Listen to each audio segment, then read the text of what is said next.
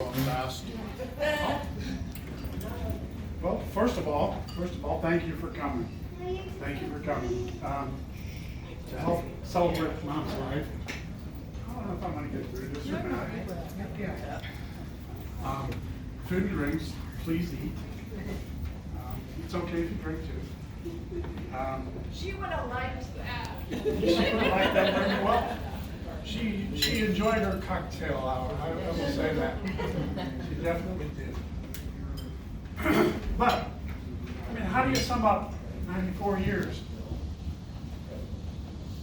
We all know that Mom was strong, independent. Am I talking into this? Okay. I can't hear myself. She was strong, independent, and feisty. Feisty. She married the love of her life, was devoted to raising 5 kids, 5 different kids, all different wants, all different needs, all different personalities, just like every other family. And I think that was the challenge, and it made her stronger. She and Dad enjoyed their lifelong friends. She enjoyed traveling.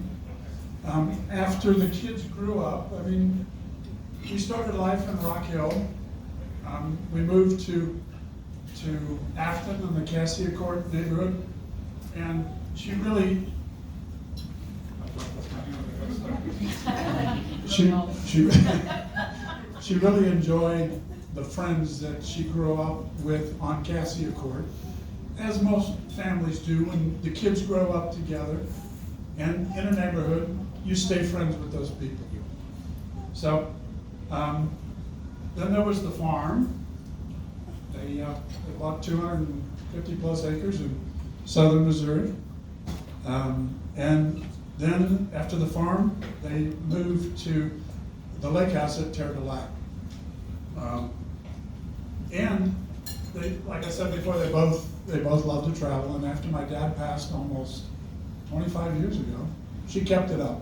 She kept in touch with her friends, kept in touch with her families, and traveled to the Carolinas, to Florida, to California. About 18 years ago, she moved to Our Lady of Life, which is an independent living apartment complex. I mean, she still had her car, and she really enjoyed it. And just as a side note, about 8 years after she was there, I came down to that campus for a job interview, not knowing that Our Lady of Life was Cardinal Ritter Senior Services. So even though my mother lived there, they still hired me. That was a good thing. So she kept her independence, she kept her zest for life, and she kept her spunk at Cardinal Ritter. She cherished her grandkids. She cherished her great-grandkids, as they always brought out that big smile. She did not slow down until the last few years. She needed more assistance with her normal daily tasks, and recently, after she moved to Mother of Perpetual Health Assisted Living, she passed quickly, and that was a blessing. She had a heart issue, and it just boom. After we took her to the emergency room a week later, we will miss her strong spirit, her feisty attitude, and her memory. It will live in our hearts forever. Love you, Mom. Your film so you can watch. Yeah, I'm good.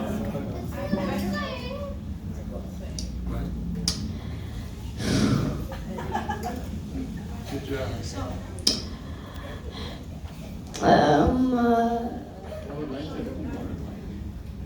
They're perfect. Don't let your heart walk away from you unless your mind grows less and follows it.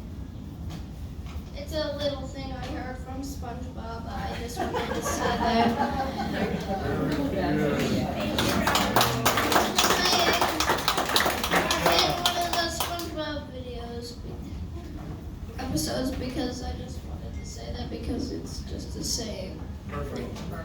Thank you very much, my little man.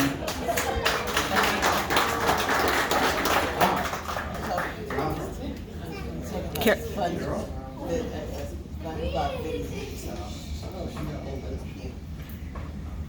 You can stand over there. You don't have to come up front. And I'll try not to talk with my hands. I think you get Sicilian. I know, I was gonna say that, but I was afraid that might offend you. Rick took a little softer side with my mom. My mom called herself the tough old kraut, and she was. It was true. It was It's called true. strong. Tough. She said tough. Actually, that is actually the pared down version of what I heard. The nice, we're being respectful version of what I heard. But she lived through World War II, the Korean War, the Vietnam War, the Desert Storm, the Great Depression, the diphtheria outbreak, polio, H2N2, H1N1, and COVID-19. When she was growing up, refrigerators were cooled with blocks of ice. There was no air conditioning. Hot water didn't always come out of the tap. There were no electric washers or dryers. Many homes had no phones installed, and sometimes you didn't have a car. So it was really hard growing up back then. When Rick was born, her firstborn, she lived in a cold water flat and had no car. Can you imagine raising a kid with no car and no hot water? You know? It was then that my Uncle Bill, Bill's father, purchased a house and rented it to my parents. So by the time Kathy was born, she had a private phone line because back then the phones were party lines. And she had hot water and plenty of room for the next child, Mike, to be born.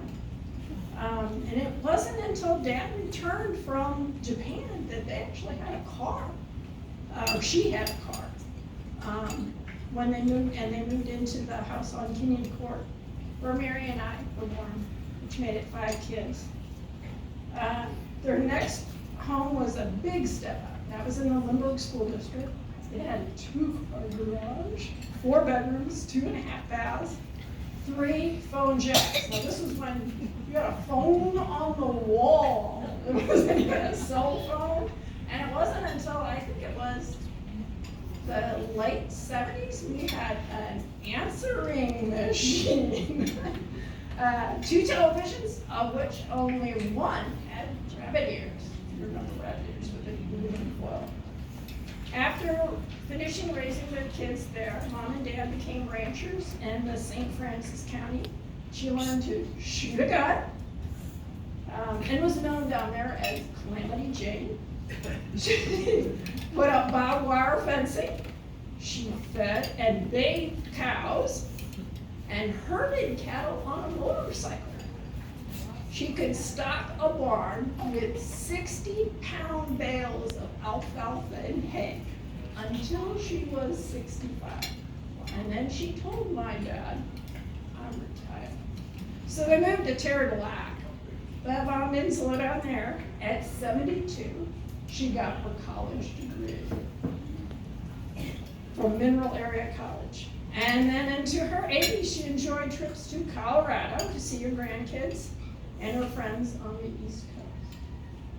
So she was a reckoning powerhouse of one. She was a tough old crowd. Like Kathleen, they're older than the kids. I went fishing. I built up a stringer. Now, a little pond got a little help from the state of Missouri by them dumping a whole truck full of minnows into it. And we had bass and sunfish galore. I came back and I got another stringer. I filled it too. The funny part about it is, I said, here Jane, here's all your fish. And she said, well, I'll cook them if you'll clean them. So purposely I cleaned the fish and we had dinner for that evening and that afternoon with company there. We had enough fish for everybody to have 2 fish apiece. So That's my little anecdote about Jane. You can get her to do things only if it, what she wanted to do. But she still was a tough old crowd. I had the privilege of knowing Jane in her latter years of life at Our Lady of Life Apartments. And Jane was part of our choir. She enjoyed singing. Her faith and her family were very important to her. She treasured and bragged on her kids and her grandkids. And she was happy to see Rick working there, that he'd come over and see her often. And Jane on Friday night always had a certain group of people she sat with, and it was called the wine crowd. And they would all take turns bringing a bottle of wine, and then they would share their table together and have conversation and enjoy the wine. So we got to know Jane well, that she was a Chardonnay drinker at that time because we didn't have Pinot Grigio. And so she had a good time with us, and we really enjoyed having her at Our Lady of Life for a long time. We wished it could have been longer, but I know she had good care of Mother Perpetual Help, and she had great support of her family and great love. It was a pleasure knowing her. Thank you. Thank you. Gently, they go beautiful to tender, kind, I know. But I do not approve, and I am not resigned. I miss her. I remember back in the late 70s, Mom and I floated down the Merrimack River in an inflatable raft at flood stage with big giant logs floating by us with a 6-pack of beer. And I know she enjoyed having an omelet made for her on Sunday mornings at the apartment dining room at Our Lady of Life. Chris, I'm your grandson. I started to write this speech trying to think about words that described what Grandma meant to me. Hold my gut, please. Grandma meant to me. She was smart. Everybody's mentioned that. She was smart as a whip, what she would say to me. She got her college degree at 70, like Carol was saying. She was sneaky, but not too sneaky. She was honest about what she was doing. She didn't hide her intentions to me. A good story that describes this would be when we would go down to the farm as kids, we would go out and pick strawberries in her strawberry patch. And at first I thought it was just a fun activity. You know, me and Grandma going out to the strawberry patch to pick strawberries. Later did I learn that she would stuff them with B vitamins to prevent the mosquito bites. And I would not eat those B vitamins because they were disgusting. I've had strawberries for years, because I thought Mom put vitamins in there too. I didn't do it. Every time now that I go out to our strawberry patch and I pick strawberries, I always think of Grandma. And then I go put on bug spray.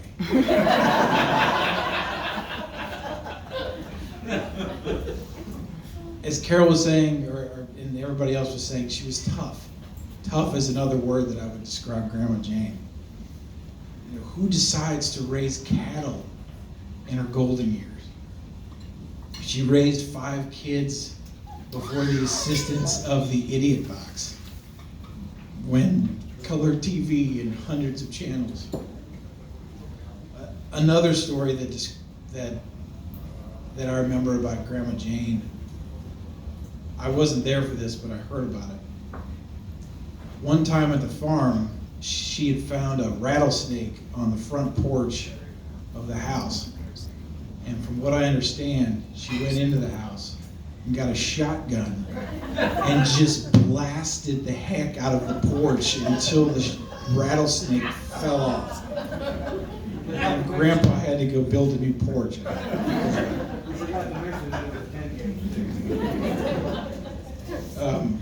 she was generous. I think we all know how generous she was financially. She was also generous with love and with her time. There was a dog down at the farm. Her name was Lady, that we grew up with. She was a half German Shepherd, half wolf, is what she used to say. And they found her when they first moved down to the farm. She'd been hit by a car, and she was rolling around in cow patties in the winter. And they brought her in, took care of her, raised her. And I knew that story. But every time I talked to her, I asked her to tell that story again. She knew I knew that story. I knew I knew that story. I just wanted to hear her tell it over and over again. And every time I asked, she would tell me. Not only was Grandma loving and funny, but she just loved to have fun. She was adventurous. Later in life, we used to talk about travel.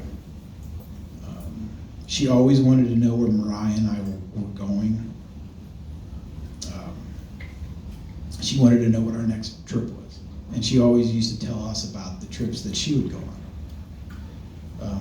Before she moved from Our Lady of Life, we had signed her up for a Wine of the Month club.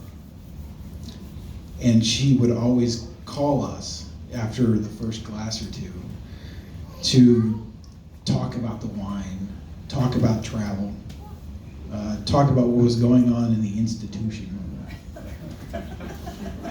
That's what she used to call it. Later in life, later on in Our Lady of Life, she started to have to work a little harder to get the words out. We used to almost play a game after a couple glasses of the new wine that was delivered, trying to figure out what she was going to say. And so we would have this conversation, we would play this game, and we would both laugh about it because we both thought it was really funny. I think if she was here now, she would probably say, let's wrap this up and let's have a drink. So I think on everybody's table right now is a glass of some sort of white wine. The Pinot Grigio, her favorite wine. There's also a glass of ice cubes in the middle of the table. Grandma Jane used to love drinking wine with ice cubes. So we would like everybody, if you're so inclined, to grab a glass of wine with ice.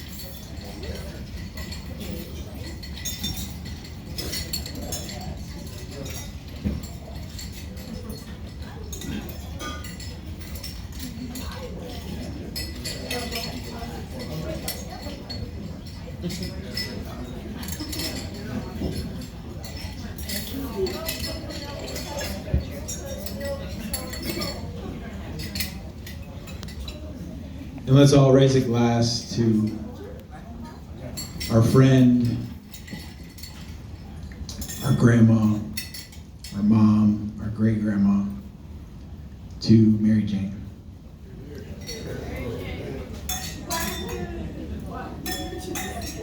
And I think we're going to have a video.